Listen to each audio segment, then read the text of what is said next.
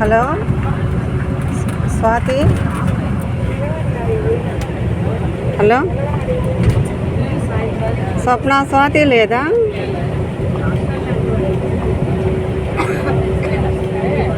Hello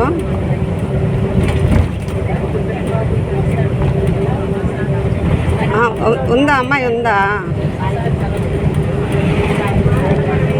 ఒకరో ఇయ్యగలవా లేదా? ఎంతసేపటికి చేయమంటావు?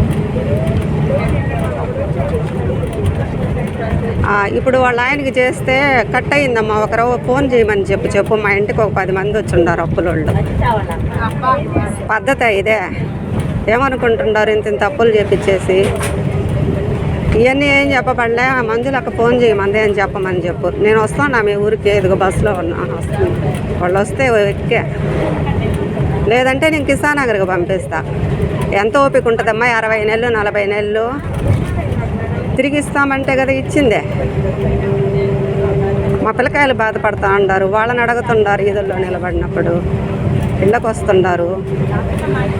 ఇప్పుడు ఇద్దరి దగ్గర తీసుకొని మొత్తం శ్రావ్యాకి ఇచ్చేసి, అసలు మా నగలతో పొలాలు కొని శ్రావ్యాకి అమ్మేదేంది?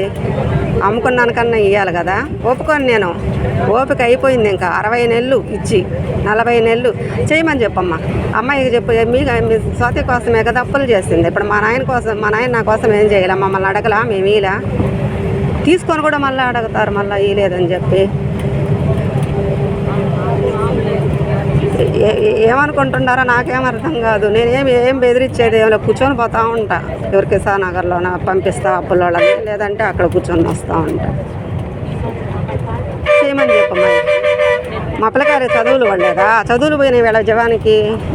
పెళ్ళిళ్ళు కావడం లేదు వీళ్ళ వల్ల. 60 నెలలు ఎవరు గమ్ముకుంటారు అమ్మాయి నగలు ఇచ్చి?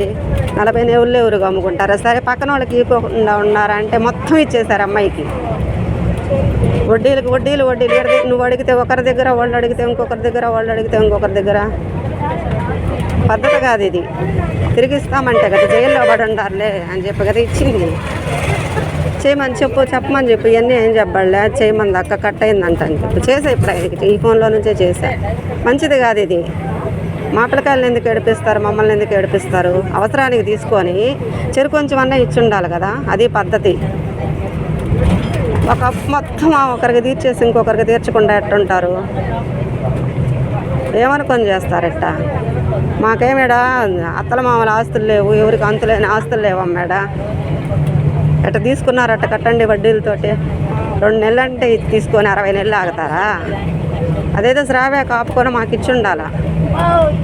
ఆమెను మీ అత్త తీపిచ్చింది వాళ్ళ కొడుకు మీద చెప్పి, అది ఇలా ఇందిరా. మా పిల్లకాయలు చదువులు పోయినాయి. మా పిల్లకాయలు నాశనం అయిపోయారు మీ వల్ల. చేయమని చెప్పు. ఒప్పుకొని నేను అసలు ఇంక రోజు అంతే చేయడమే. వాళ్ళు కిసానగర్ అందరు తెలిసి వెళ్తామంటే ఆగండి అబ్బాయ, ఎందుకు ఒకసారి పరువు పోతే బాగుండదు, ఇస్తామంటున్నారులే అని చెప్పా.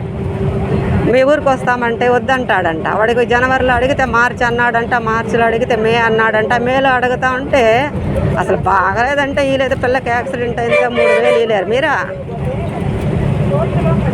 మంచిది కాదు ఇది అస్సలు. నా చేత తీసుకొని గెలిచి, నా చేత తీసుకొని పొలాలు కొనుక్కొని అంతకంత లాభాలు పొంది గుడికాడిచ్చిన డబ్బులు అయ్యి మంచిది కాదనే సంతో పెట్టుకోబాకండి. నేను పోతాయట. పోయా కదా 25 ఏళ్ళ నుంచి. అమ్మాయికి చెప్పమ్మా, చేయమంది ఫోను అని చెప్పు. మా పిల్లకాయలకు పడలే చదువులా? మా పిల్లకాయలు పడలేవు, ఆరోగ్యం పడలేదా?